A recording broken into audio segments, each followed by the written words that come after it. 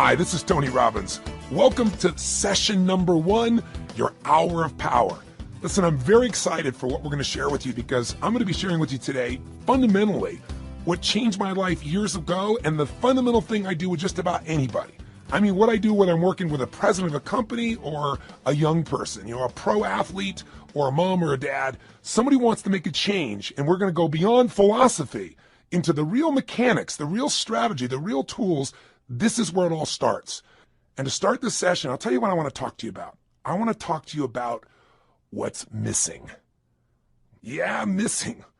What's missing from your life? You might say, wait a second, nothing's missing from my life, Tony. I'm on a roll. I'm here with you on the ultimate edge. I mean, my life is great. I'm just here because I like to improve a few things. Okay, I believe you. But if you're really honest, I bet there's something missing. And by the way, there's nothing to be embarrassed about that. We're so weird as a society. It's like we all want to be perfect. Something missing from my life? Nothing's missing. We try to cover it up even to ourselves. But I'll tell you how we know it. If you look around at most people's lives, there's this huge thing called stress. In fact, if you read interviews with people that do all these focus groups on politics, on business, on products, the number one emotion experienced by people in North America today, you know what it is? Anxiety. Not fear. Fear's not so bad. If you get fearful, your whole body kind of gears up and then something happens. Either you were fearful and you were right and you have to deal with the problem, or many times the situation gets resolved and you go, man, I was fearful and I didn't need to be, and the fear's gone. But anxiety is an emotion that most people carry with them every day. It's that feeling that never goes away. It never ends. It's a feeling that, man, if I don't run home and take care of all those emails and everything else, it's like it just gets piling up. It's more and more and more. It's the feeling that you never completely win, that you can't let go. Maybe that you can't even fully allow yourself to enjoy, much less just achieve and succeed. See, the goal of this first session of this hour of power is to get you not just to realize how extraordinary your life is and appreciate what you have, but also to decide on what you want and to make it happen by making the shifts inside yourself that are necessary. But to make that happen, you're going to have to recapture what's missing. Not only what you want and what you need, but if there's one thing missing from most people's life today because of the way we live and technology, it's time. I mean, think about it. Not just time, but time for yourself. Time to actually feel. Time to not just react to the constant stimulus. Time to sit down and dream or decide. This is how I want my life to be. This is what I'm committed to. This is how I'm going to live from this day forward. See, most of us are so caught up in making a living and reacting to the Crackberry or your iPhone or another set of emails or someone who's interrupting you in the middle of a conversation to take an email, on their phone, or the buzzing in your pocket, or the stimulus of 1,000 channels. All of this set of triggers, all our normal business demands we have from our families. We want to take care of our families. We want to make a difference in the world and be the strongest we could possibly be. We want to achieve and succeed and be happy. And oh yeah, by the way, we got to deal with terrorism, economies that go up and down. And wow, what happened to that stock market? What happened to that real estate market?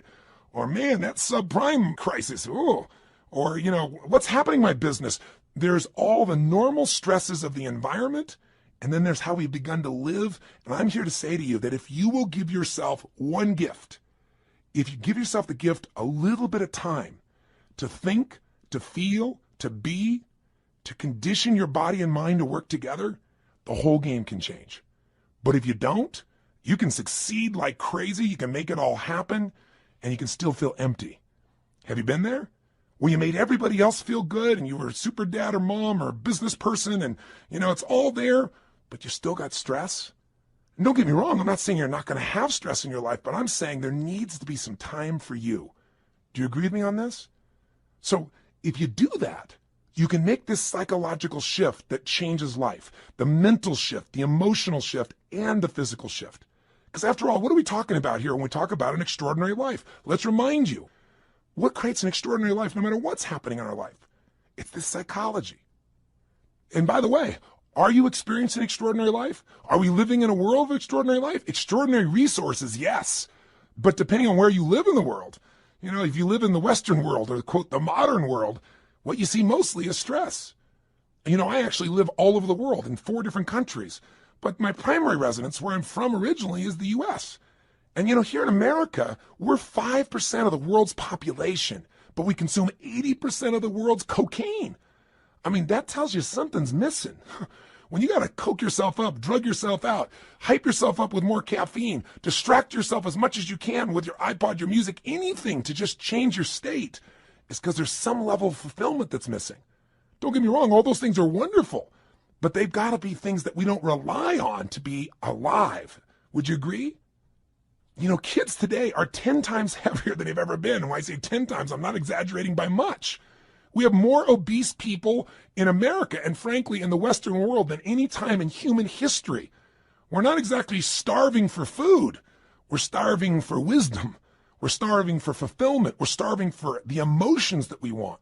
And so most of us turn to drugs. And it isn't always a medical drug or even an illicit drug, but rather it's the drug of food. It's the drug of distraction. It's the drug of alcohol or cigarettes or something to be able to just kind of cope with the stress that's in our life. But that doesn't mean we have a better life. It's just a break for a moment. And then we re-enter that same world. Part of my goal here with you in the Ultimate Edge, and even in the beginning of this session, is to set up a new game for you that you design, that you can win, and that you can condition into your system so that when things get crazy, bam, you can go there. And it doesn't require you to go to some external stimulus to feel that aliveness, or to feel fulfilled, or to feel at peace, or to feel your center. So my goal is to get you to develop a couple of simple habits, to make a few simple decisions, to take a couple of actions that will begin to create a momentum for your life that will take you to the point where you will stand tall and say, I love my life. This is what I've always dreamed about. I am not willing to settle for less than I can be or share or create or give in my lifetime. And I want to take advantage of this incredible time to be alive, and I want to enjoy it to its fullest, and I want to make sure I contribute in a unique way.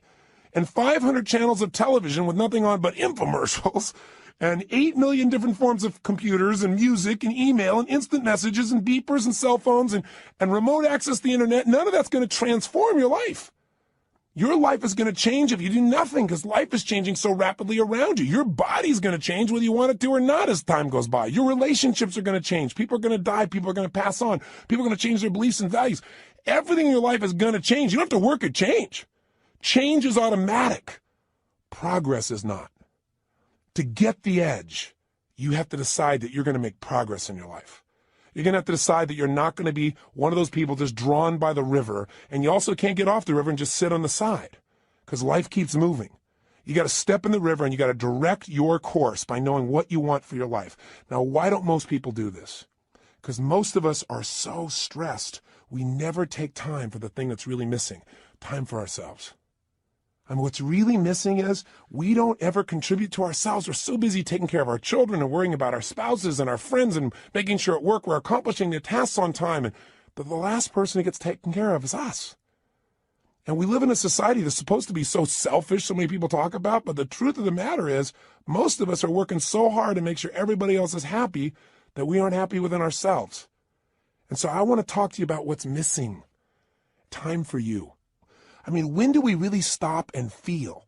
I mean, really feel, remember who we are and what we're about and what we want from our lives. Most of us never find that time.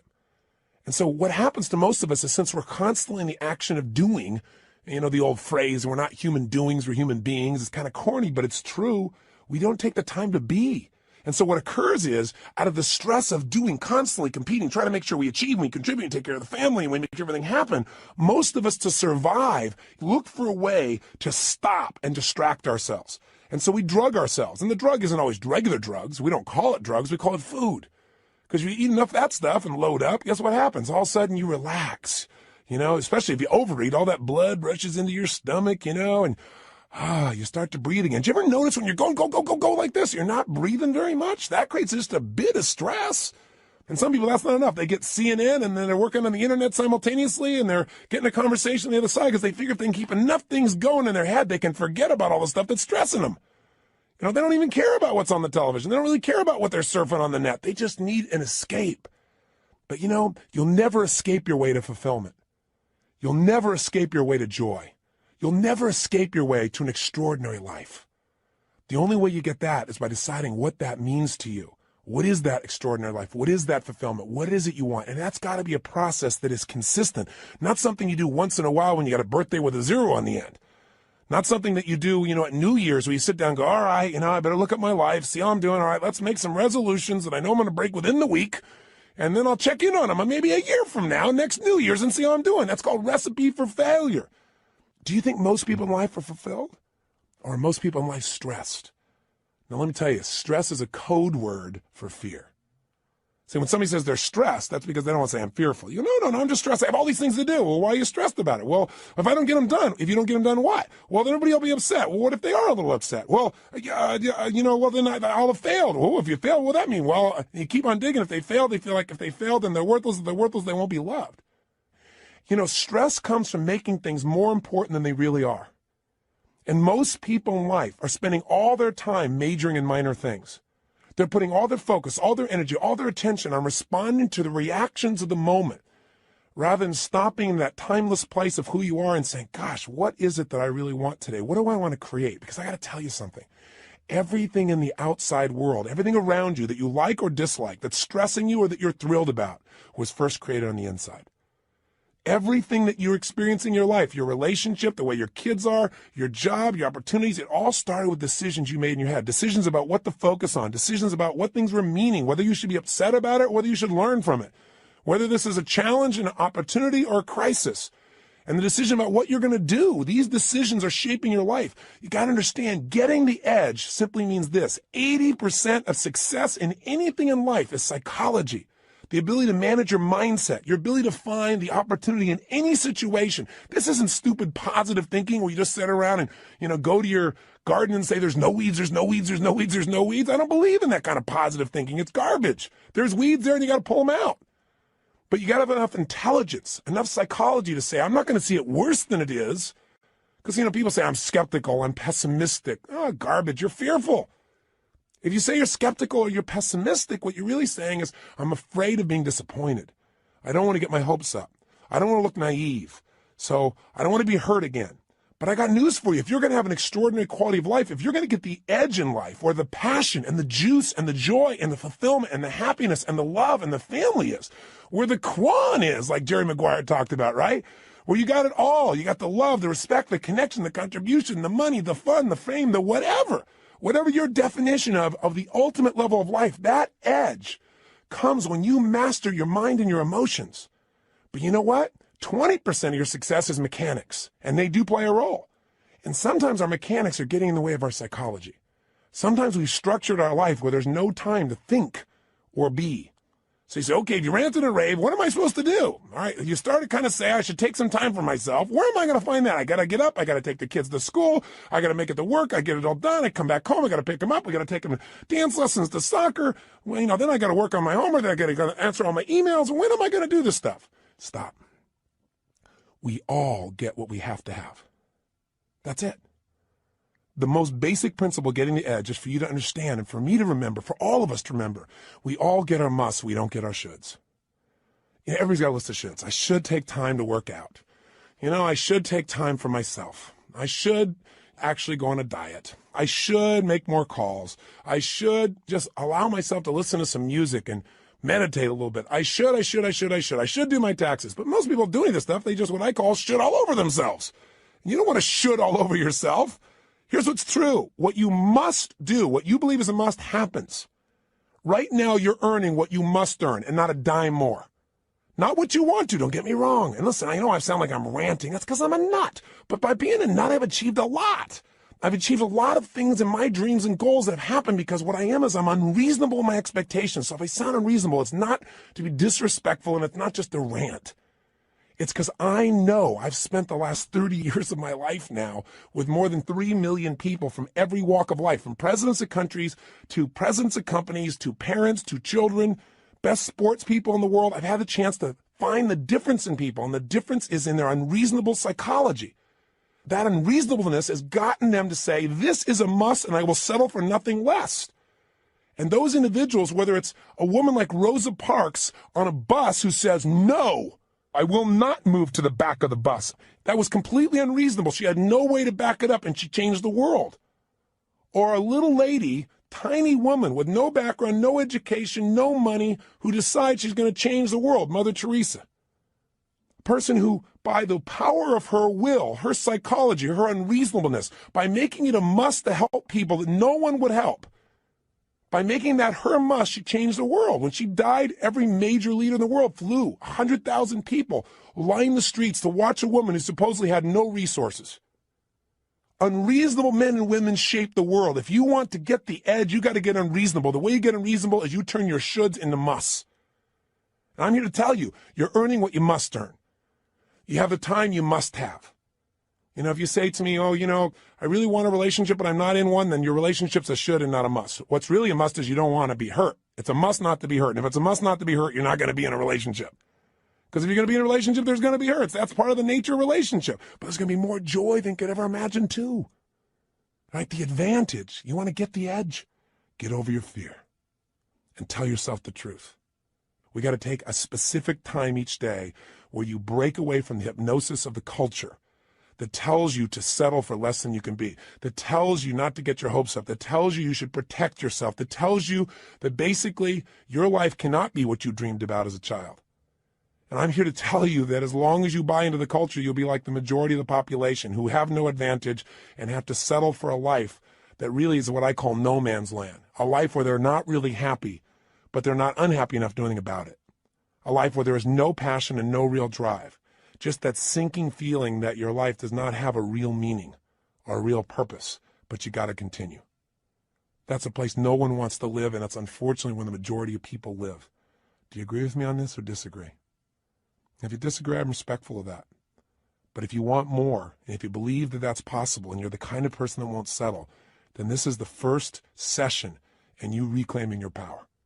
It's the first session in you putting your foot down and saying, I will not be denied. It's the first session in you saying, my body, my mind, my emotions, my relationships, my finances, my career, they're not going to be perfect, but they're going to be extraordinary. And it won't be overnight. But what will change overnight is my expectations of myself. Not my expectations I'll suddenly be perfect without any work. This is not a little cajoling session to say, I'm going to pump myself up. I'm going to be Stuart Smalley and say, I'm good enough, I'm strong enough, I'm kind enough, and by golly, people like me. No! Some people don't like you. Some people are going to fight to try and keep you from achieving. Some people are going to tell you you're wasting your time. And some people are going to try and trip you up are people that you love. And it's not because they don't love you or they're trying to hurt you. It's they don't want to be left behind. Or they don't want, your success to make them feel inferior, like you're achieving, or even if you're not succeeding, even if you're striving, and they're not, there's contrast in that. That's part of life. You don't have to think anything else is to be dumb, and you're not dumb, or you would have turned this tape off a long time ago. So give this thing to somebody I don't like. This guy's crazy. I am a little crazy, but you got to be a little crazy. You got to be a little different. You got to be a little weird in your expectations of the rest of society, because if you agree with everybody else, you're in trouble. Somebody told me a long time ago, find out where the masses are going, go the opposite direction. Your chances are better. You don't want to be part of the hypnosis of a culture that settles. Not if you want the advantage in life, not if you want the edge. And again, the edge is living life on your terms. It doesn't mean the edge over something or someone else. It means living at the level of life where life is fully worth living, where that meaning is there. So how do we do this? What do we need to do today to start this process? Well, the first thing we've got to do is understand what creates that extraordinary life. And we've already identified it. An extraordinary life does not come from more money, because lots of people have lots of money and they're still miserable. They're unhappy. They're unhealthy. Their relationships are weak. And there are people who have no money whatsoever who are totally happy and fulfilled. It's not coming from having a great relationship. That doesn't give you extraordinary quality of life. How many people have an incredible person who loves them totally, but they don't feel loved? Or they feel loved by them, but they still feel like their life is meaningless or worthless because they haven't achieved enough. They haven't done enough. Their body's not strong enough. Their kids haven't accomplished enough. See, it's not going to come from money. It's not going to come from relationship. It's not going to come from your job. It's not going to come from getting a raise. It's not going to come from anything but you finally stopping and understanding that the quality of your life is in direct proportion to the quality of the emotions you're in on a daily basis. If you live in frustration, if you live in resentment, if you live in anger, if you live in rejection, if you live in self-pity, if you live in those emotional states, the quality of your life, no matter what happens, no matter how much money you get, no matter how many people think they love you, no matter how much you achieve, will be worthless. If you live in a space of gratitude, if you cultivate the emotion of passion, if you cultivate the emotion of excitement, of love, of compassion, of drive, of hunger, of ambition, of appreciation, of grace, of humility. In those states, it won't matter what happens in your job. It won't matter what challenges come, because they're going to come. I mean, it's only a matter of time. You'll have another one soon. We all got problems. Problems are a sign of life. And the way we deal with them determines the quality of our life. And the way we deal with them is, where do you spend your time emotionally? Where are you? That idea of an extraordinary life only comes from an extraordinary psychology, which is a mindset that allows you to find an empowering meaning in whatever life gives you. I mean, I meet people all the time that are so upset over the littlest things. And you meet somebody who's terminally ill and you don't even know it. You don't even know. You find out later on from somebody else. They're so happy. They're so excited. You talk to them and say, how do you do this? And they say, listen, to me, it's not how long I live. It's how I live. I'm here to live fully while I'm here, while I'm alive. I'm going to get upset about little stuff like that. I have a friend that was shot down in Vietnam, was locked up for 7 years. His name is Captain Jerry Coffey. And Captain Coffey and I have been friends for several decades now, but I'll tell you, the greatest thing he did that allowed him to make this one of the best experiences of his life, which is ridiculous as that sounds, he really experiences and believes, is because he developed a set of rituals while he was in that prison that allowed him to take control of his body, his mind, his emotions, and to this day, they live inside him.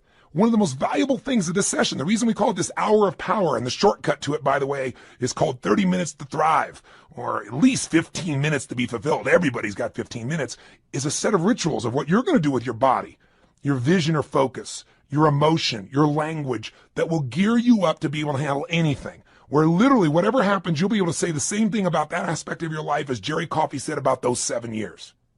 See, in any moment in time, you can be upset about anything. Because what's wrong is always available. I mean, if there's nothing wrong with you, if you got kids, there's something wrong there. I promise you. Just look. Or there's something wrong with your spouse. There's something wrong with your boss. Or there's something wrong with the world. There's something wrong in Africa. There's something wrong somewhere. What's wrong is always available, and so is what's right. If you don't consciously decide what you're going to focus on every day and make it a priority, then weeds grow automatically. You don't have to plant weeds.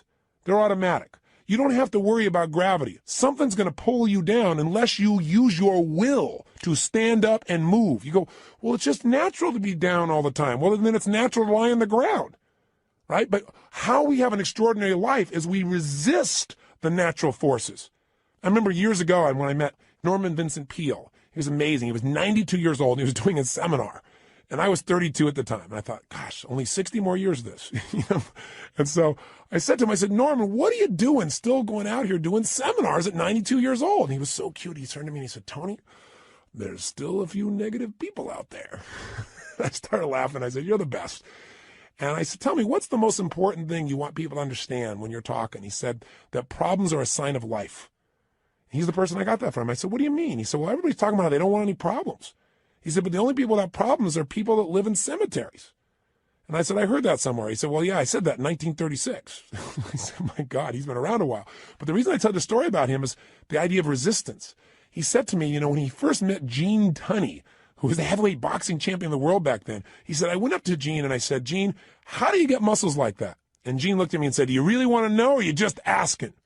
And Norman said, actually, I was just asking. But he said, I didn't say that to him. I said, yeah, I want to know. And he said, Gene looked at me. He got really intense. He put this grimace on his face. He made his bicep really huge and showed me the size. And he said, you know how I get this? Every day I push against enormous amounts of resistance. And my pushing against that resistance sculpts these muscles. They expand by demand. I thought, wow, expand by demand. That's pretty cool. And Norman looked at me and he said, I thought about that for a long time. He said, you know what I realized? He said, I realized that God gives us problems because problems are the resistance that we have to push against to sculpt our character, to sculpt our souls. And he said, if we didn't have any problems, we don't have a life. And I thought, he's right. The only thing I want is a better quality of problem. In the beginning, I had the problems like, oh, how do I eat? How do I take care of myself? Then in my business, how do I get someone to show up? Then it was like, oh my God, we can't get a big enough stadium. These are quality problems. I have to remind my team of that. But the reason I tell you that is whether it's a problem or whether it's an opportunity, it comes down to focus. If you're in a lousy state, everything's a problem. When you're feeling strong, when you're in that place, when you feel alive, then all of a sudden what used to be a problem is like, we can handle it. But if you don't do something every day to get yourself in that state first, and you first get hit with stuff, I promise you, you're not going to deal with it the same way. So let's get right to the point here. If you're going to have an extraordinary life, that life where you are juiced, then all that means is you're going to have a life where the primary emotions of your life are the ones you want. See, it doesn't mean that life works out every way you want. Sometimes it rains on your parade. Sometimes the events of your life you can't control, but you can control what it means to you. And when you control what it means to you, you have the ultimate power of your life. You have the edge, the ultimate advantage. See, I'll give you an example. Did you see that movie that won the Academy Award, Life is Beautiful? It's a story of a man who has an extraordinary life.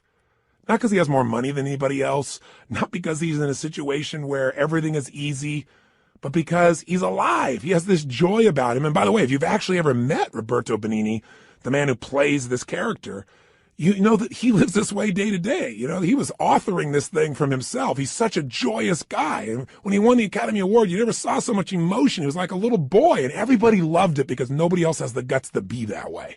Or they've forgotten what it feels like to just feel, to be alive. What makes him extraordinary? An extraordinary psychology, an extraordinary mindset, an extraordinary way of looking at the world. And in the movie, the man has that, doesn't he? And who does it affect? Everyone. Everyone within the realm of his influence. His wife feels like the most cherished person on earth, and so does he. Because when you give that kind of love and that kind of joy, people give it back. It's infectious. His son seems so happy, and they're in the middle of the Nazis taking over their country, and if you know the story, I won't run it, you know that they get picked up. And there's such a connection amongst the family that the wife is not being sent away, and she gets on the train with them. And there in the middle of this camp, this man with his extraordinary psychology figures a way of looking at the situation for his son, presenting it so that his son sees it as a game. Isn't life a game anyway? Instead of this horrible situation. And because he has that perspective, in the end, his family survives. See, if you want your family to survive, if you want them to succeed, if you want them to have joy, if you want your kids to have a lasting love, if you want to be able to give gifts in your life and not just take care of yourself, then you got to have an extraordinary psychology within yourself. It's not where you live physically, it's where you live internally. There are two worlds, the inside world and the outside world. We can't totally control the outside one, but we have absolute control of the inside one. But you know what? Most of us are too busy to take any time to check out and see how it's going on in here. Or we just accept it as this is the status quo. This is who I am. This is my life. Or I'll get to it later. Mañana. I got to handle this first. Something else that's not so important. I want to invite you, my friend, to take the time to say, I'm going to have every day an hour of power. Every day I'm going to have at least 30 minutes to thrive, or 15 minutes to be fulfilled, for God's sakes, where I'm going to take those 15 minutes and I'm going to focus on everything I'm grateful for. I mean, if we're going to have a life, we got to have time, and the time has to have some specific things we do, and one of those is gratitude. If you want to know what's the quality of your life, how much time do you spend in gratitude? How much time are you grateful and appreciative to the point that emotion wells up in you? I'm feeling it now. I'm so grateful to God. I'm so grateful to have the privilege to serve you right now. So if you can get to that state, everything changes. I'll give you an example. If you think about being fearful, when you're fearful, you're not grateful. And everybody's got fears. Fear they're not enough, fear that it won't work out, fear they won't be loved. Everybody's got that at some level unconsciously. We're human. So you can put the fear aside when you're grateful. I don't just mean intellectually, yeah, I'm grateful for this, I'm grateful for that. I mean stopping, thinking, seeing, and feeling. So I'm going to walk you through a system that includes gratitude. Every day of our life, we got to have a vision. Every day of our life, we got to have something that excites us. When people tell me, oh, I'm bored, I'm tired, that thing is boring. No, you're boring because you don't have something that excites you in your life. You haven't come up with a vision. You haven't come something to move towards. We all need something that's going to make us use more of who we are, our courage, our passion, our joy, face our fears, build our emotional muscles. But you don't build emotional muscles when you do the same thing day after day after day. What you get is a life that's unfulfilling. So we've got to have a vision. So every day I'm going to take you through a simple process that'll get you to expand your vision so you have a compelling future. That thing that makes you want to get up early. There's a reason. You got to have a reason. And, I have friends that have sold their companies. One guy sold his company and made almost $1 billion in cash, about 800 million plus. And, he was so excited for about 2 months, maybe 3. But you know what? After that, there's only so much time you want to sit on the beach by yourself because everybody else is working, and doing something and being productive. There's only so many cocktails you can take. There's only so many, movies you can watch. There's a limit to it. What he needed was a new vision. Anytime you achieve a goal, as you get close to it, you better set up the next one real quick, because otherwise it's kind of like postpartum. You were looking forward to that baby, and now you got him. And sometimes in the middle of the night, you're going, what did I do here? Have you ever had that experience? I got 4 kids. I can relate. I hope you can. But you know what? You also have the experience on the other side of it. It's so wonderful. It's kind of like you got to have a vision for what your life's about now. Without a vision, people perish. And you got to have a daily vision that excites you. Otherwise, life becomes mundane. And there's nothing worse than an okay life. I told you, you're not going to have that when we're done here. I promise you, if you get this little habit, you won't have to settle for a mundane life. What people are going to go is, what happened to you? Because there's an excitement in creation. There's not a lot of excitement in maintenance. You have to maintain your body. You got to maintain things, but creating things, that's what God created us for. Gave us the gift to make choices that could create new things, businesses, ideas, families, friends, a garden. And it's available to every one of us. But if you don't got a vision each day, then the day is not going to have much juice, is it? So every day there's got to be a little time for vision, right? Time for gratitude, time for vision. Every day you got to move. I'll tell you why most people are unhappy. They don't move. Look at our lives today. Most people live in a box, don't they? And then what do? They get up in the morning, have a box cereal breakfast, right? And then they get in their box and they drive. And sure enough, they drive to their box office. They go up a box elevator. They type on a box. They talk on a box. They have a box lunch. They drive their box home. They turn a box to be entertained. And maybe they just really go for the variety and have a cylinder to try and change their state. Listen, life has got to be about movement. When you move, you're alive. Emotion comes from motion. The more you move, the more you feel. Motion in your voice. For me to have this voice change, I'm changing the way I move. You saw me right now, you think I'm a maniac because I'm moving different ways, but that's how you feel. And by the way, the less you move, the less you feel, the less alive you are. If you're totally rigid, totally inflexible, no movement, this is known as death, right? So if you have emotionally, you're stuck, move. So every day you got to move. Now that can be a simple, gentle form of exercise, but it's something that's got to happen. And by the way, if you want a great relationship with anybody, what do you got to have? Some time with them, don't you? How about you? And not only do you have to have time with them, but maybe have a conversation with them. And most of us got conversations in our head, but we're not directing them. So we're going to show you each day how to have a conversation that you direct, a way of directing your mind, of shaping your mind, of conditioning your mind. It's kind of like going to the gym and just getting in the best shape of your life, but it's the best mental, emotional, spiritual, physical shape. And you don't need me to do it. I don't have to follow you around the rest of your life. This is going to be something you're going to do for yourself. And remember, if you don't do this every day, it's okay. I don't do it every day either. But I'll tell you what I did. I did it for years. I did it for months in a row. The way I shifted myself is I realized I can't do this once in a while. I got to drive it in my body. And I did. The physical change, the focus, the language, until I literally felt it, breathed it, experienced it. I literally drilled and programmed my mind that I would follow through, where I would expect the best, where I would take action without hesitancy. If you're not yet getting the result, come back to this process. If you miss a day, just do it the next day.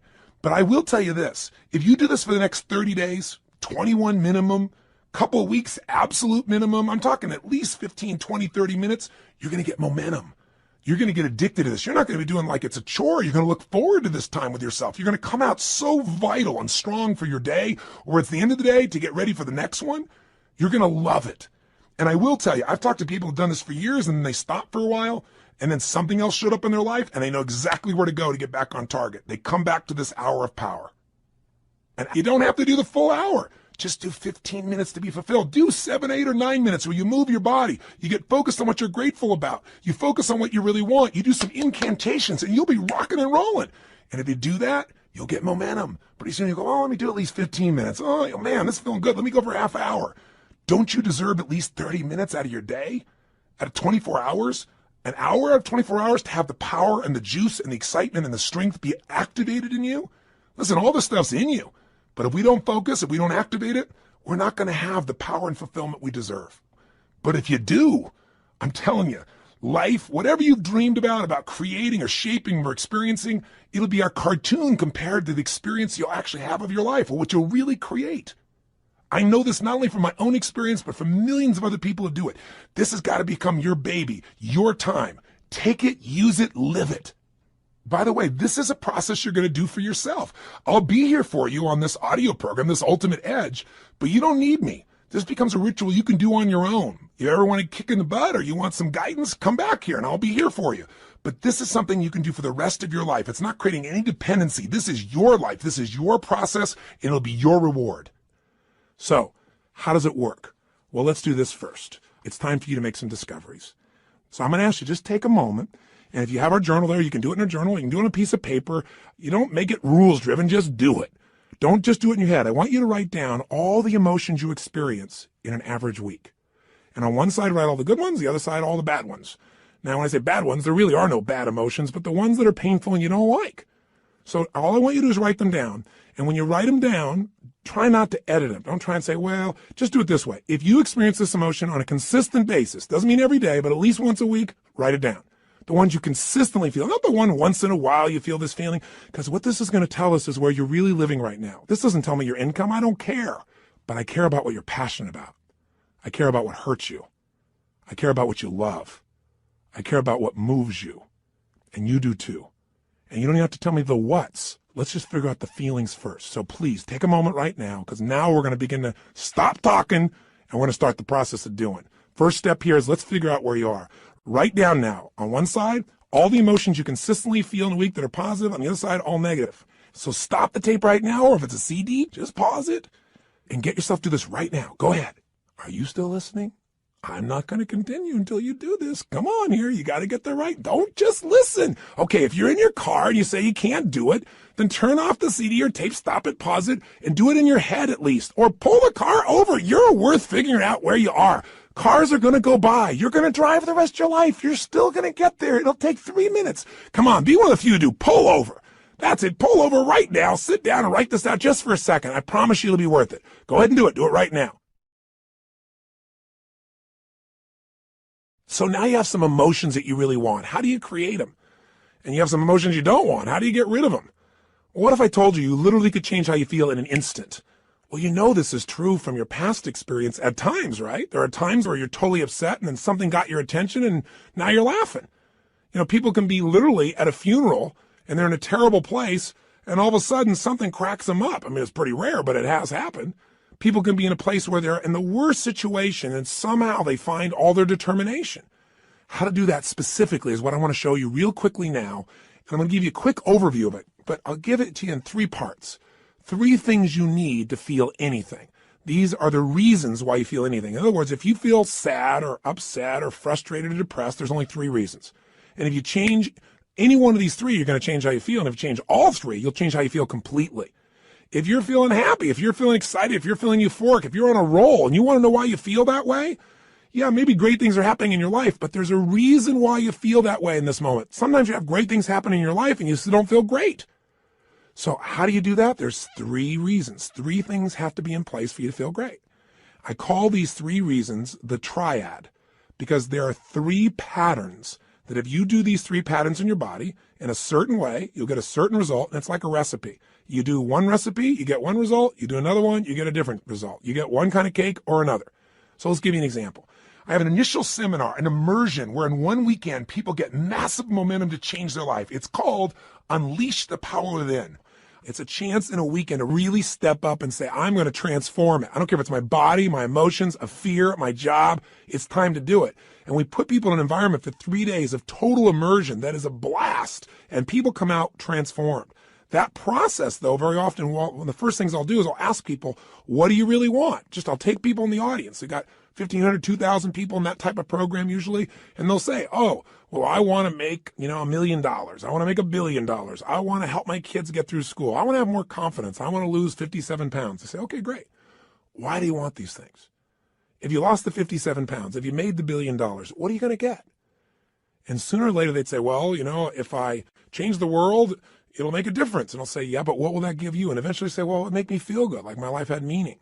Or they'll say, if I lost 47 pounds, I'd feel more sexy or I'd feel more energetic. Or they'd say, if I made this money, I'd feel freedom or power or secure. Whatever it is you want, you only want it because you think it's going to give you a feeling. And the truth of the matter is you can have that feeling right now if you just change these 3 patterns I'm going to tell you about. So the first pattern that determines how you feel is not the event, but what you do with your body in this moment. Right now, you're feeling, whatever you're feeling right now as you're listening to me, is related first to how you're using your body. If you're slumped over, if you've not been using it, if you're tired, you probably feel different than if you're listening to me walking right now as an example. Now, I'll give you a more specific example. If I were to tell you that there was a depressed person behind curtain number 1 over here, and for a $100,000 donation to your favorite charity, if you could describe them physically without seeing them, I bet you could do it, couldn't you? What's their posture like? You know, say it or think it at least. You can say it. No one's going to hear it. You're probably in the car. You're walking. People talk on phones all the time. They don't know what's going on. Speak to me. Seriously, what's their body like? First, their posture's probably what? Slumped. Where are their eyes? Down. Where's their head? Down. What's their breathing like? Full or shallow? Of course it's shallow. Their facial expression, up and tight or slack? You know it's slack. Now, how come you know all these things without me telling you? Because you've practiced this stuff before, haven't you? We all have if we've ever experienced this. Now, if you do this with your body, I don't care who we are. If you do these things to your body, you're going to feel lousy. You're going to feel depressed. Now, if you change the way you use your body, if you put your shoulders back, if you breathe, if you use your voice in a different way, if you move or gesture at a different tempo, it's hard to feel depressed in that way. In fact, there was a research study that was done early in my career that was done at UC Berkeley. And they did something that sounded insane. Traditionally, if somebody's depressed, if they go to a traditional psychiatric approach, today we live with a philosophy that depression is merely a Prozac deficiency. You know, that we live in this world today that if things aren't working out, let's not resolve what's going on inside you. Let's just drug you. It's called better living through chemistry. Yeah, just drug you and keep on going. We do the same thing with kids today. We got this attention deficit disorder. They've now upgraded it to ADHD, attention deficit hyperactive disorder. This couldn't be the fact that kids are overstimulated, don't get enough focus or attention, and don't know how to use their energy in a world where things are going so slow when they're learning in school compared to how they are on the internet or on MTV or anything else. It must be that we should drug them into submission so they get as slow as us and we're comfortable. It's an interesting way that we look at life today. The truth of the matter is these kids are using their bodies in ways that aren't acceptable, but they're not being directed. We go for the quick hit. We want the instant solution, even if it isn't a long-term solution that makes us more healthy. You can get a solution, but it may not be sustainable in a healthful way. The bottom line is, in that approach, we usually drug people. So at UC Berkeley, they tried something different. No drugs. Did something you're going to think sounds so stupid. Here's all they did. They came up with a simple approach. They took people that were clinically depressed. This means you achieved high levels of depression. You've got certification now. You are clinically depressed. You are an achiever at the depression level. This means you practice this pattern on a regular basis.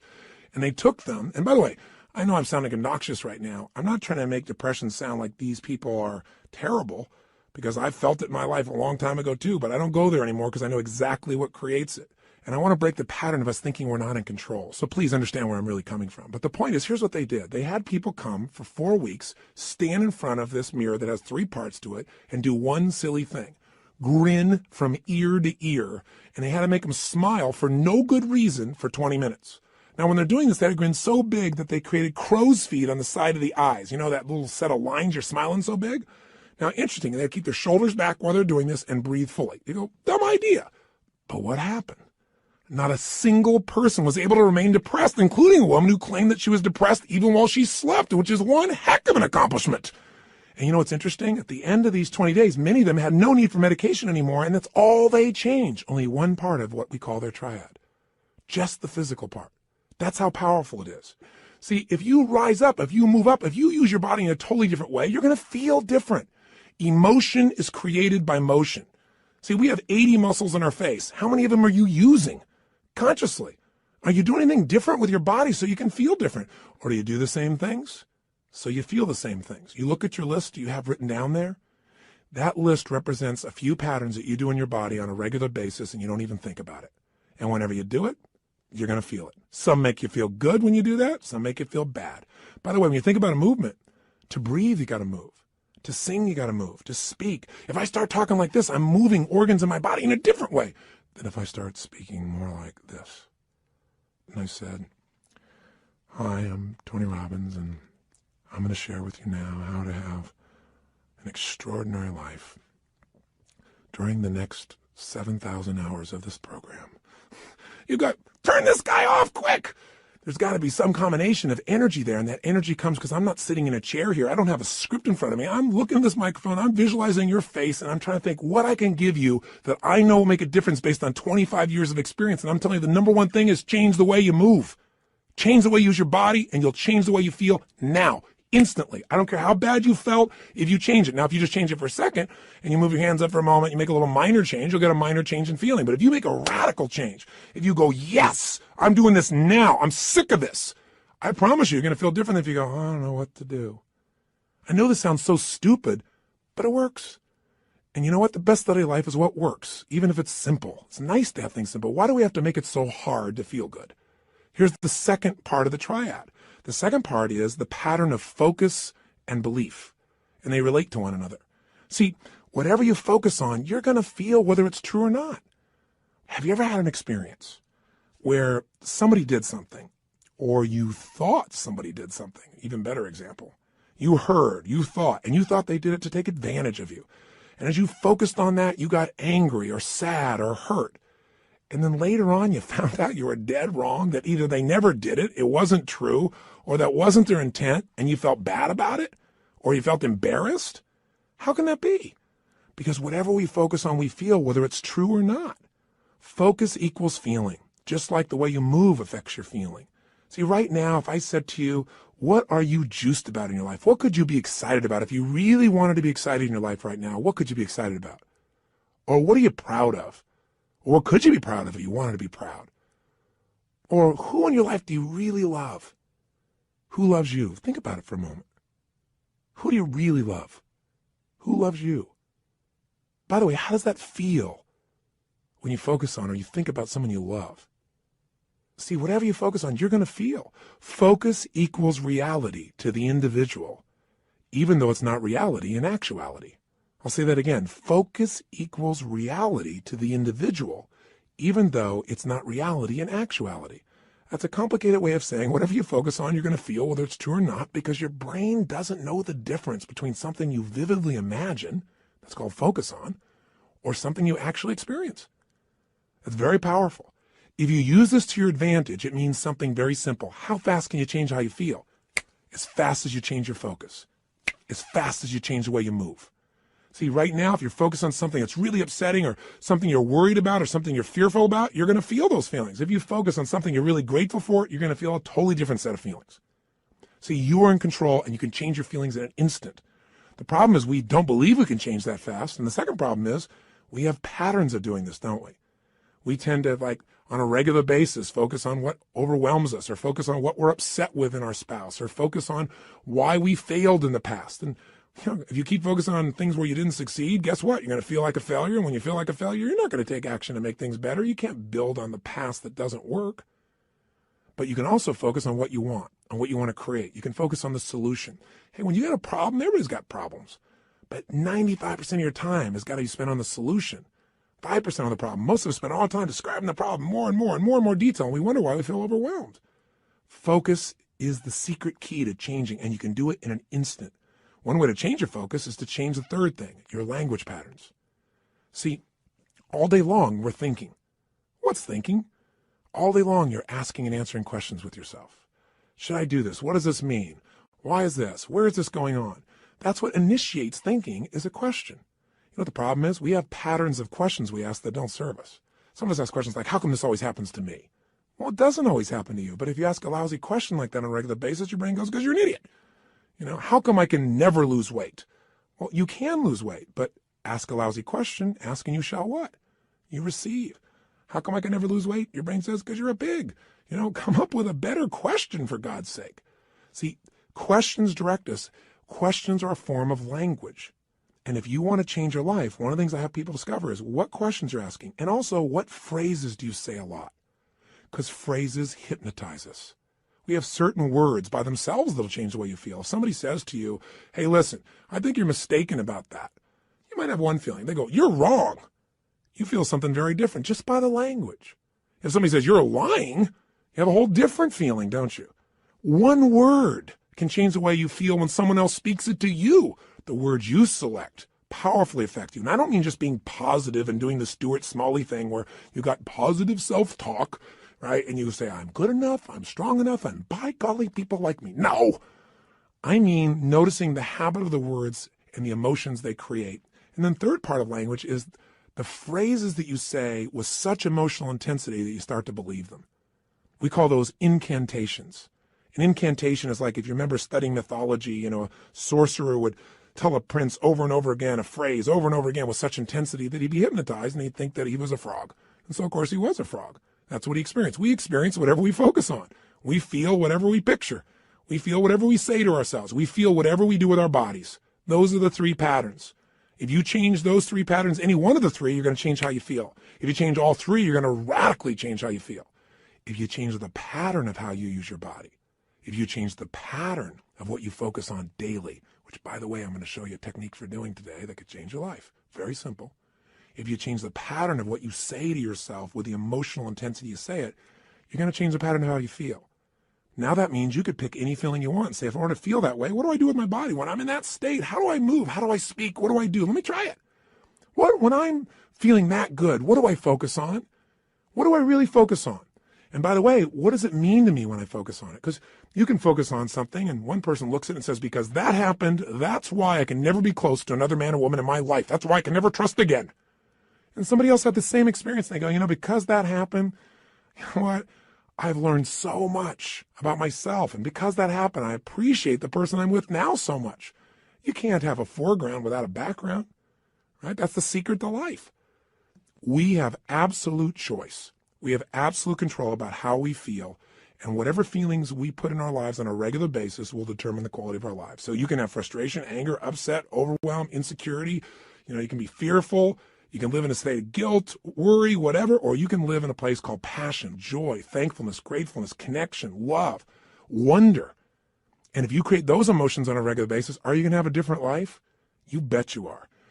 Okay, so how do we take these three understandings and make it so we don't have to think about it, but we actually, on a regular basis, condition ourselves to have the great emotions we want and get rid of the emotions you don't want? Well, first step is awareness. See, next time you start to feel like, oh, so frustrated, I'm so angry about this, notice what you're doing with your cheeks. What are you doing with your mouth? What happened to your breathing just now to do that? What's happening to your eyebrows? Are you tightening your fingers in your hands? Because we all have very specific things we do to get into our version of anger or frustration or tired or overwhelmed. Does that make sense? Just notice what's happening in your body. Say, okay, I'm not breathing. That's a clue. Let me start with a little change there. My mouth is so tight, I can't even talk. That might be a clue why you're a little uptight. So loosen your jaw. Second thing, okay, what am I focusing on? I'm focusing on how, this isn't working. Now, to help you understand the belief part, ask yourself, in order to feel this way, what would I have to believe? In order to be frustrated, what would I have to believe? I have to believe that it should be better than it is, and it's not, and it's not working. Well, maybe it isn't working, but is that going to help you to focus on it isn't working? Let's focus on what we can do. Or if you say, I feel like it's hopeless because in order to feel hopeless, I have to believe that there's nothing I can do. Is that really true? Is there's nothing you can do?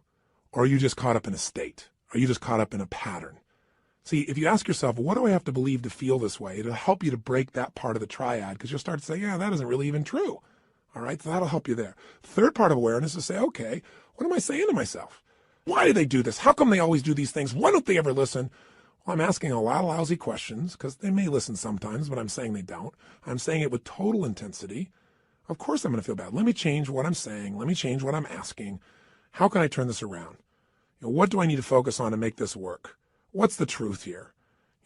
Maybe I can't control it all, but I can control what it means to me. What does this really mean? If you just have that awareness and you break your pattern, you can get out of a negative emotion in a moment. Then you can say, well, how do I want to feel? To feel like that, what would I have to focus on right now? What would I have to believe? I have to believe, I can turn anything around. I may not like it, but I can make it happen. It's just another challenge that God's given me to sculpt my soul. Throw it at me. That's what this is about. Now, here's what you can do that'll make this part of your life. You make it a simple ritual. When you use the word ritual, some people think of something religious or something, hocus pocus. Rituals, a simple word for rituals would be habits. But I think rituals is better because every person has rituals whether they know it or not. In fact, your rituals equal your results. If you look at your life and let's say your body is not where it wants to be, I promise you, whether you know it or not, you got rituals. What do? You start your day the same way each day. I'm sure you start your day by first going on a wrong walk or exercise approach. You eat really consciously. That's why you're overweight, right? Wrong. You may be starting off at Starbucks, and then you're going for that muffin, and then you're rushing off and not really taking care of yourself. And so your body never gets the right start. And what do you end up doing when you get to the office? You have a set of rituals. Whenever people are failing, they have rituals that cause them to fail to achieve what they want. Listen, if you come home and the first thing you do when you go home is you go straight into turning on your email, and flip it on, or you flip on the news in the background, and you do all these different things. If the first thing you don't do, people have rituals in their relationships. What's yours? What's the first thing you do consistently each day when you go home? I know every day's different, but there's some overall patterns, aren't there? I mean, people who have a great relationship have a very different ritual than people that don't. There may be people that love each other, but there's no passion because what's the first thing they do? Their ritual is come home, hey, honey, a little kiss on the cheek, and then boom, go straight and turn on the email. Or boom, go and turn on the news or something in the background. Or say, I got to go take a break right now. They don't connect. They don't have some ritualistic way to connect that produces energy and excitement or playfulness or fun. You meet a couple that are really in love, they have fun things. The first thing I do, and I'm not saying we're the ideal, but this is the weird thing we do. I come home, the first thing happens, the door closed, I go, Lucy, because I remember as a kid watching Lucy and Arnaz, and sure enough, I love Lucy. My wife is a crazy mofo. My wife is a crazy nut, right? That's why we're made for each other. And, it creates a different tone, a different energy. And then oftentimes we do different things, but all of a sudden I'll say, where are you? And she'll hide. Or she'll come running at me, we haven't seen each other for years, playfully, we hug and twirl. We do this stuff all the time. I'm making this up. People go to my personal assistant very often, and the most common question she gets, she tells Sage and I is, I've seen them in the seminars, I've seen this environment. They're not like that really all the time, are they? That's how bad our society's become, because most people's rituals do not produce playfulness. They don't produce passion. They don't produce sensuality or teasing or flirting. It happens with somebody at work, but maybe not with the person you're in love with at home. See, rituals shape your life. So what this is about is discovering a set of rituals that'll make you stronger for every area of your life. But I want this also to become kind of a trigger for you to say, okay, if I'm not thrilled with a certain part of my life, what's my ritual in that area of my life? What are my financial rituals? Is it avoidance? Do I really get focused on it? Do I pay attention to it? Because if it's not working, you got the wrong ritual. Find someone who's succeeding and find out what they do differently and do that, and your life will change. That's the essence that we're starting with. So we're going to give you a simple, fundamental ritual we call the hour of power, or 30 minutes to thrive, because everybody's got 30 minutes, or at least 15 minutes to be fulfilled. So what does it look like? Here's what it is simply. At the end of the session, there's another CD you can actually take with you on a walk. You can go and make this process happen, and I'll guide you through it in case you forget how this works, but it's pretty simple. It has 3 parts. Here's what you're going to do. The first step is that you want to make sure that the moment you wake up in the morning, there's no hesitancy to get up. So you start to train your body, which is training your mind. Remember, your body and mind are linked. Whatever you do with your body, it's going to affect your mind. You want to train your body to jump out of bed immediately with energy, without hesitancy, and to start moving. Because remember, emotion comes from motion. We've got to move. Now, ideally, you would exercise in the morning. There's a lot of reasons to do that because of all the times. And by the way, I'm a night person, so I understand if you go morning, I ain't jumping out of bed in the morning. I turn on around midnight or 1 in the morning, and sometimes I don't go to bed to 4 or 5. So what I'm talking about, you can adapt, but just hear me out. The ideal time to work out is in the morning, because if you exercise in the morning, you turn on your metabolism and you have it for the whole day. If you don't exercise, you get no metabolism and you just keep gaining fat, and your body loses its strength and you lose muscle every single year, especially as you age. But if you can train yourself to do that in the morning as the first thing, even if you have to get up earlier, or go to bed slightly earlier, or just take 1 hour less sleep, or 30 minutes less sleep, or 15 minutes less sleep, if you can do that in the morning, you turn on the metabolism, but you also turn on your emotions. Movement and breath are the first phase. So what you're going to do, have your shoes beside your bed. And if you've got somebody to do this with, it's even better. I mean, if you got your lover and the first thing you do is get up in the morning and you can spend time walking with them, that's great. But you get up and you physically move. You go for a walk anywhere. You get outside. You get out of the house. You move immediately. Now, walking doesn't sound very dynamic and you may want to run, but you walk first to start warming up your body, warming up your metabolism. And as you're walking, there's a pattern of breathing that when you do it, it will stimulate your body to cleanse itself, and it'll start to move everything you need. And the ratio of breath is you're inhaling 4 breaths in a row, so it's, and then you're exhaling 4 in a row.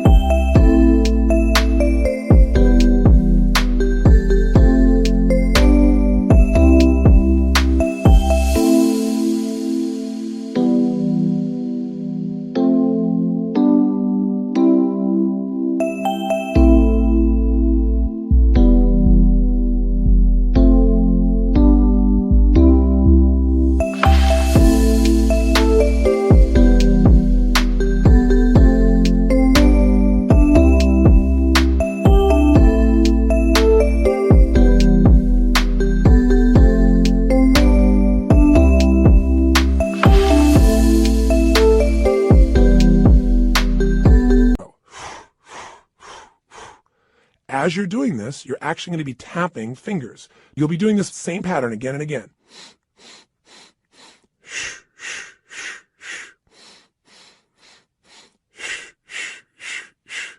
This pattern of breathing will alter your state. You will literally, after doing this for about 5 minutes, begin to feel radically different. Now, you're going to inhale through your nose, as you probably heard, and exhale out your mouth. And this is something called breath walking. There have been studies done on this at MIT, and it literally alters brain functioning, but you don't have to know the studies to be able to feel what it does in your system. So all you're going to do is for the first 5 minutes, enjoy yourself. Get up. You don't have to worry about, oh, I got to run right now. My back's sore. You just get up and you start to walk. You walk for about 5 minutes with this breathing pattern. Step 2, you get grateful and you begin to visualize. So in phase 2, what you're going to do now is you're going to cultivate the emotion of gratitude. What you're going to do very simply is, remember I said fear disappears when you're grateful. The minute you're grateful, you're rich. When you have everything in your life to be grateful for and you don't feel that emotion, you got nothing. You're poor. So this has to be a daily emotion. It's like the antidote to all the stress, the antidote to all the frustration. But you got to cultivate it, because if you go into a state of depression on a regular basis, pretty soon your body goes there automatically because it's conditioned, it's trained. It's like what we call anchoring it. By going into that physiology, by breathing, and by visualizing. So what you're going to do is you're going to focus on and ask yourself, what are all the things in my life I'm grateful for while you walk? So you're outdoors, you're moving, so your pattern of physiology makes you feel good. Now, as you're moving, you think about everything you're grateful for. And I usually start with a circle. I start with myself right here and my wife, Sage, and I think about all the things I'm grateful to God for in my life, my health. I start to think immediately, okay, my family members, and I think about them and I send love to them. I make this spiral of thought going out. And then I think about my close friends and my close business associates, and then all the people I get to serve through my work in the world. And I just expand it. You think of moments you're grateful for.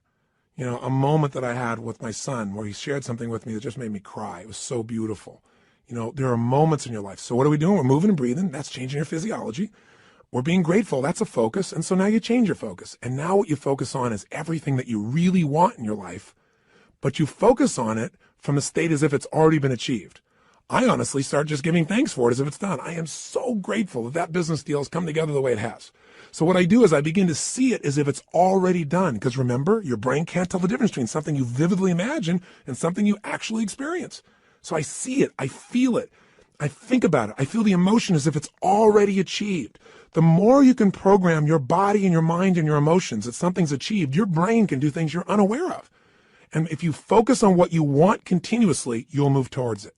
Whatever you focus on, you move towards. Most people are focused on what they're afraid of. So as an example, when somebody's out of control in a car, they immediately look at the wall they don't want to hit. And of course, as they look at it, they steer right into it. The same thing happens in life. Wherever you focus, that's where you go. Don't focus on what you fear. Focus on what you want and make it real. The more certain you are that what you want can happen, the easier it is for your brain to figure a way. When you say this is important, your brain starts noticing anything that'll get you to what's important. And if you believe it's already happened, you know enough about life that when you have that kind of certainty, your brain will find the way. Now you start focusing on today. What do you want to create today? You think about meetings you're going to have. What do you want to make that happen? Instead of going, oh, I got to go to this meeting. What do I want? Most people think about what they have to do. Think about what you want to do. Who do you want to turn on, excite, make happy? Who do you want to make laugh? What do you want to achieve there? What do you want to accomplish? See, the more you can see it in advance, you got to remember, everything that's in your outside world started in your inside world. Everything in my life, my kids, my businesses, this conversation with you started as something in my head, and now it's real. The same is true for you. You got to create it in your head first the way you want it if you want it to show up in your life the way you want it. Most people create in their head what they don't want, and so of course they keep manifesting what they don't want. So even for this day now, focus on what do you want to create out of this day. Think about what's coming up. How do you want it to go? How do you want to feel? How could you respond? And just get yourself juiced about the day. So now what you need to do is incantations. So if you're walking, as you're walking, you can be doing this. You can even be doing it with the same breath you started with. Or you can be going, I love my life. I love my life. I love my life. You go, that sounds so positive, thinky tone. But you know what? If you do it over and over again, you're going to be vibrating. I've done incantations my entire life. It's how I've conditioned myself. 25 years ago, when I first started speaking, I was 17 years old. I'd made some changes in my life really quickly, and I started sharing it. And I didn't have speaking skills, but I had a state. You know when you're in state and things just flow? It's just like having a conversation. You don't have to think about it. It comes out of you. But I made myself get in state because I was fearful. So I said, I got to focus on how to serve, not on am I going to do a good job. I need to focus on giving, not on how am I going to do. If you focus on how you're going to do, you're going to get worried. So I created an incantation, and I've done it for 25 years before I go on stage every single time. If anyone's been backstage, they'll see what I do. I make a big change in my body, take an explosive breath, shh, and I do this thing I call a power move that stimulates my body so I'm at the strongest state I can be. Second thing I do is I do my incantation. And what I do is I say this. I say, I now command my subconscious mind to direct me in helping as many people as possible today to better their lives by giving me the strength, the emotion, the persuasion, the humor, the brevity, whatever it takes to show these people and get these people to change their life now. And I do it again and again and again. Now I can do it once today, and I'm there because I used to do this literally for 45 minutes driving someplace. I'm driving my old Volkswagen Bug. I'm supposed to do this speech to share with people how they can do these things. Or I'm supposed to meet this person one-on-one.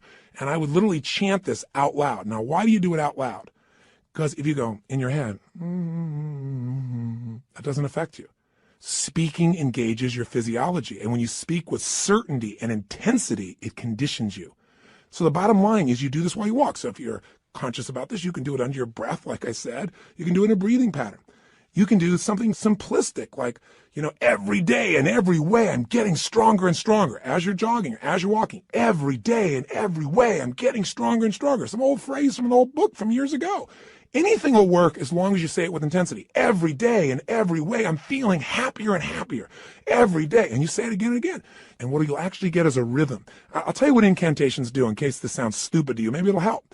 Have you ever made the fatal mistake of going to Disneyland and getting on a ride called It's a Small World After All? If you have, you know the power of incantations, because what's stuck in your head for the next 3 weeks? That song in 37 languages, right? Or if you hear a song and you get it in your head and you can't get it out, and it goes on and on and on. Well, this is a way to get the right idea in your head and condition it, but not just the idea, the feeling. So now what you need to do is exercise, ideally 20 minutes, no less than 15, 30 even better. And if you can do 45 minutes, that's wonderful. And that's how you get to the hour. And so at the end of this hour of power, you want to celebrate. You want to say, my God, I got myself to do this thing that set me up for victory. Now, you won't have to work at celebrating, I promise you. You'll feel so good, you'll be vibrating, especially if you did the incantations. Now, this process, you might say, well, I'm not going to run 5 times a week. And you don't have to. You can just go on a walk. And you can do this process, this hour of power of focus, and you can spend 10 minutes on gratitude, 10 minutes on visualizing, 10 minutes on what you want to have happen today, and do it in 30 minutes. This is your freedom. But I can tell you, if you'll give yourself an hour, where 15 or 20 of those minutes are based on these 3 things: massive changes in your physiology that make you feel great, massive changes in your focus that make you focus specifically on gratitude and specifically on what you want to have happen and feeling like it's already been achieved, and then massive changes where you push your body to be stronger and you make some incantations, you say some phrases over and over, at least 5 or 10 minutes of it, you will have conditioned your mind, your body, your emotions, and your spirit will soar. And now you will deal with problems radically differently. There won't be problems, there'll be challenges for you. And more importantly, you'll be excited to connect with people. You'll be excited about your projects.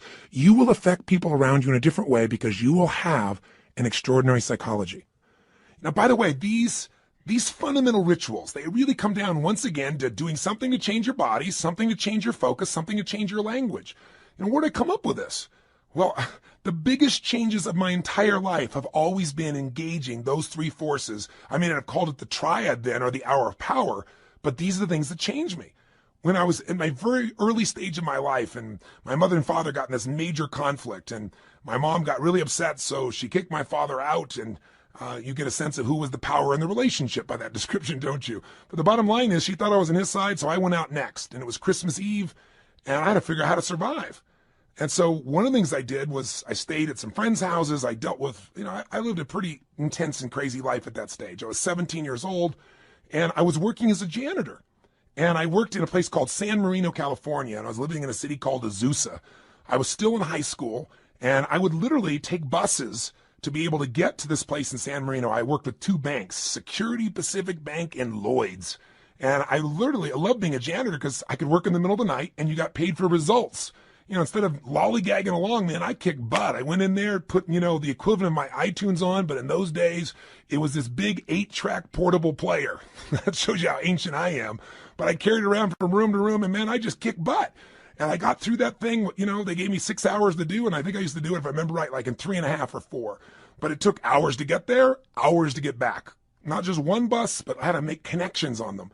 So long story short, I'm doing this, I'm not getting much sleep and getting up in the morning, going to school, and I'm burning out, but I'm still sticking with it. And I'm upset with my mom because I feel like she is not listening to me. And frankly, this is not an attack on my mom. Thank God she did this. This made me so strong. At the time, I hated her guts, honestly.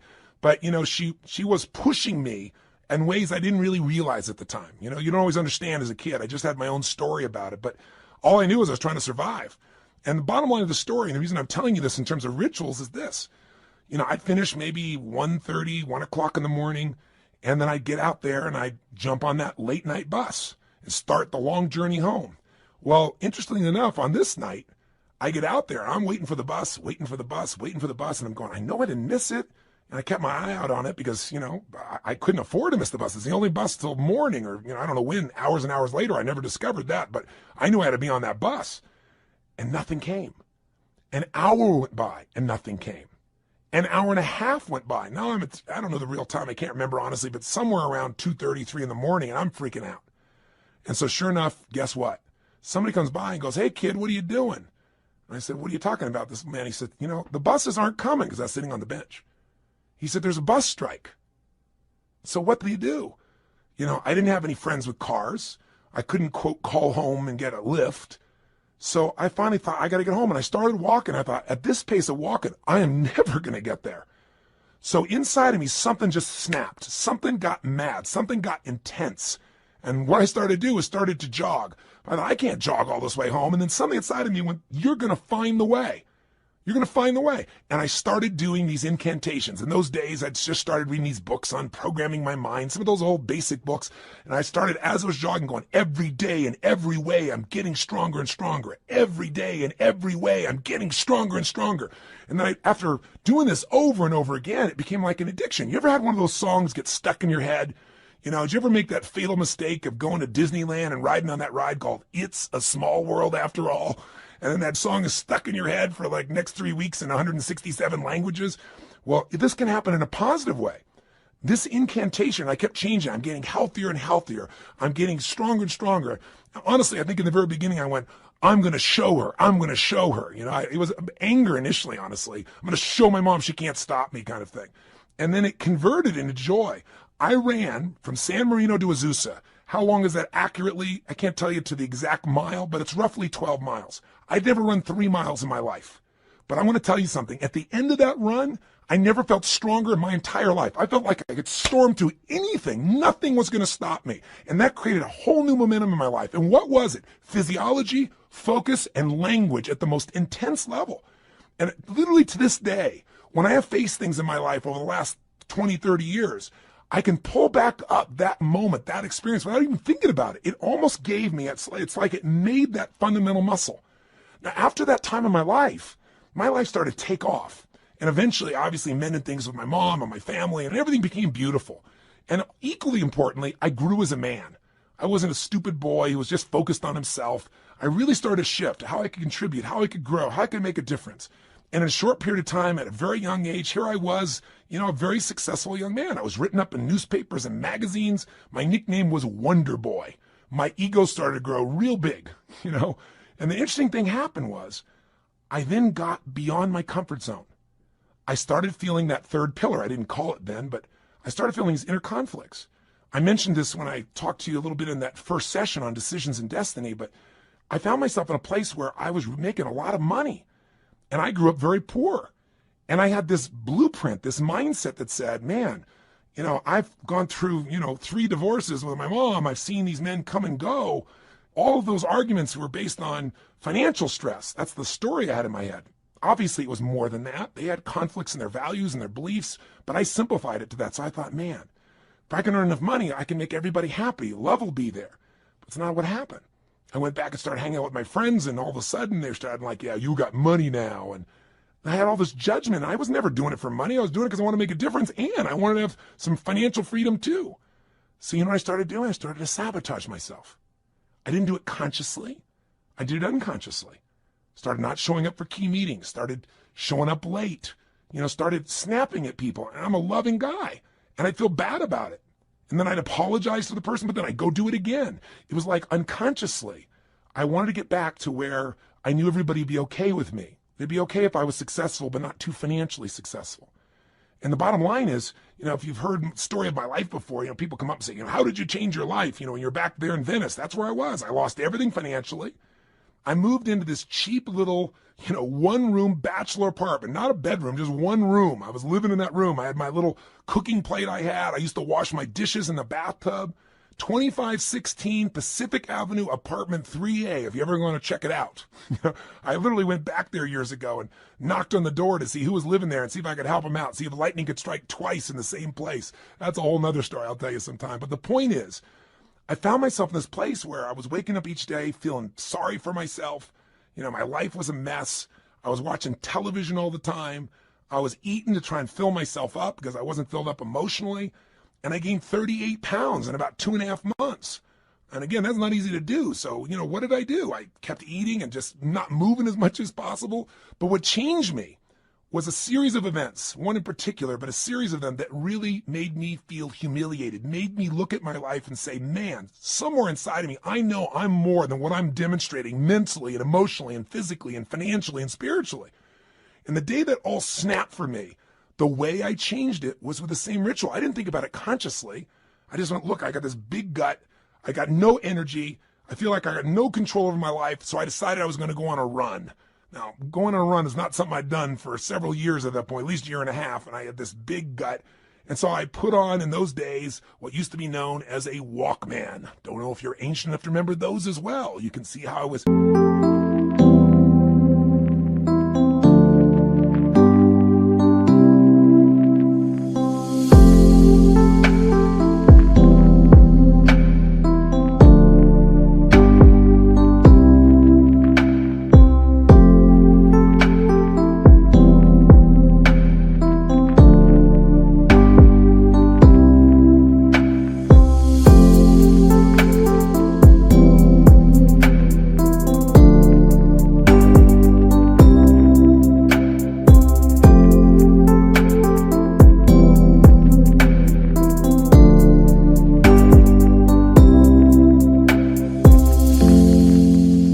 from 8 tracks all the way into the Walkman, this giant little device with a headphone.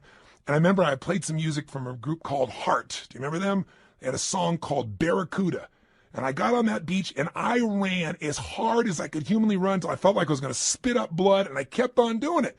I didn't know what I was doing at the time, but you know what I was doing. I was making a big change in my physiology. And I used the music to put myself in a peak state of focus. And when I was done, I took out this journal, I wrote a line down the middle of the page, and on one side I wrote everything I was committed to having in my life. Everything. And the other side I wrote everything I'm committed to not having in my life, which was most of how I was living. The relationship I was in, the way I was living physically, the way I was financially. I didn't even know how I was going to change, but I had an absolute vision for what I wanted. I was in a peak state physically, and I started doing incantations. I started doing these. I started going, God's wealth is circulating in my life. His wealth flows to me in avalanches of abundance. All my needs, desires, and goals are met instantaneously by infinite intelligence, for I am one with God and God is everything. I remember it so vividly. I'm not looking at some script right now. I remember it vividly because I did it day after day after day. And I didn't just say these over and over again. I visualized God's wealth is circulating in my life, and I see the wealth of God coming to me in the form of love and joy and connection and making a difference.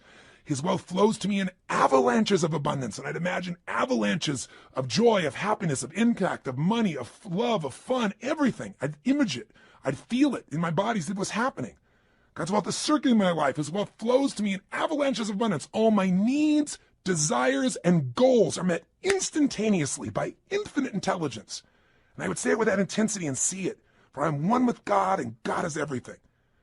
Over and over and over and over again, till I would wake up thinking these thoughts. God's wealth is circulating my life. I would feel this connection to God. I'd feel this connection to nature. I'd feel this sense of abundance. And sure enough, whatever you focus on, where focus goes, energy flows. I started looking for answers. What did I do? An hour of power. And I continue to do this today. Anytime I want to strengthen myself, and sometimes I'm not even trying to strengthen, I just want to get in the state of momentum, I go and do my hour of power. And I do it different ways, but it always includes a change in the physiology, my focus, my language, my sense of vision and gratitude. And I can do it different times and create all kinds of variety and use music and elements, but it never leaves me. And by the way, I promised to tell you exactly what Pat Riley did. I said, how did Pat, when he lost the second game of the NBA championship, 2 in a row, and he's looking at his players and he sees that they don't believe they can turn this around, and all the media saying, only 2 teams in history have ever been able to come back from 0-2 and win the championship. And you don't have a historic team here. It's not like you have the greatest players in the world on your team. He's hearing all this. How do you find a way to find that internal certainty that could get him to not only believe, but do what's necessary to maximize his ability as a coach? How do you find enough certainty that he could transfer that to his team? He did his own version of Hour of Power, does it to this day. Pat's way of doing it is he gets a little walk going, and then he does these yoga-like postures that cause him to make this radical change in the way that he's sitting, moving, breathing, and focusing. And then he starts to get visions. He starts to meditate, and he gets a vision for what he's really after, not what he's afraid of, what he wants. He asks quality questions that give him quality answers. And then, of course, he has his incantations for himself and for his team. They have a theme that they repeat again and again and again until it literally gets in their nervous system. One of Pat's most fundamental belief systems that he uses as an incantation with his teams as long as he was a coach was simply this: we are the best conditioned, strongest, toughest, most disliked team in the league. Because he wanted to be so strong that they could face anything. And all these guys get that in their body day after day after day. But it was in one of these sessions that he got the insight to say, we are winning. He got the vision. We're going to win 12 days from today. And then his second hour of power, he got the insight. Okay, I'm going to get these guys to have certainty because I'm going to tell them they're only bringing 1 suit. We're not booking any other hotel rooms, only 1 night. There isn't going to be a 7th game. We're winning on the 6th game, and we're even going to book the venue for victory here in Miami that night when we get home. I'm going to box us in. He got that out of an hour of power. And then the sharing of the experience of Martin Luther King's writings that came on his 3rd day of hour of power during this process. You want insights? You want an extraordinary body? It takes a ritual, doesn't it? A ritual of diet or a ritual of exercise. If you want an extraordinary emotion and spirit, it takes rituals. One of those that you might want to add to this hour of power is prayer. If you believe in prayer, this is it. This is a form of it. Maybe the greatest prayer is not asking for things, but saying, thank you. Thank you, Lord. Getting in that place on a daily basis for no less than 15 minutes to fulfillment, and ideally the hour of power will change your life more than anything else. And if you did it for 6 months, your life will never be the same. Because all the research shows that if you even exercise for 6 months, you'll exercise for the rest of your life because it becomes physically addictive to you. If you get away from it, you'll feel pulled to do it. All you got to do right now is give it a week or 10 days. Do this with me for 10 days, and I promise you, you're going to get some momentum. And by the way, if you want to guarantee success, do it for 30. This process works. All you got to do is give yourself the gift of a little bit of time each day. Are you going to do it? Are you going to follow through? You bet you are. And I'll be with you each step of the way. Now, I know this audio session is much longer than any other than a workshop, because I really wanted to hopefully engage you. My goal was to do everything I could to get you to give yourself what you deserve, and to tell you the 3 things that you got to take control of, and to remind you of the fundamentals that your life is nothing but your emotions. If you get the right emotions, you'll work out. If you're determined, you'll work out. You can change a state that fast, but you got to get the habit. Are you sold? I hope so, because the sale is for you. It's not for me. It's for you to create what you want long term. If you will do this, and you'll even do it 4 days a week, if you'll just get a habit that you'll commit to and not break, your pride will soar. Because when you just discipline yourself a tiny bit, and by the way, this doesn't feel like discipline, it feels like joy when you do it. But if you discipline yourself just a little bit, you get a positive habit you've consciously created, it spills over into all the areas of your life. So thank you for listening.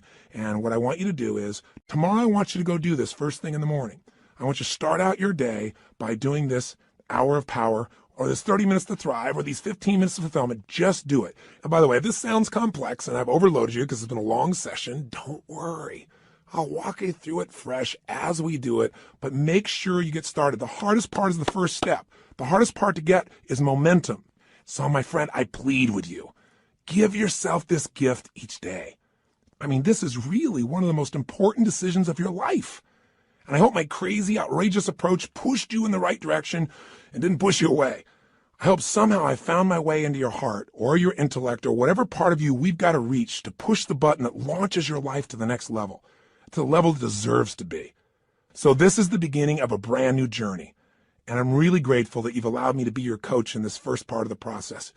I think we can make immense progress. So let's start taking real action. Let's not just talk a good game, you and I. Let's do it. Just get your butt out there, because once you get out there, you'll get out there again and again. You'll get that momentum. It'll take over, and the best of you will start showing up every day. And when the best of you shows up every day, you're going to start appreciating yourself, and so will everybody else. So today, look around you. Keep your eyes open for magic moments. They're all around. And be sure, if nothing else today, you live with passion today and every day.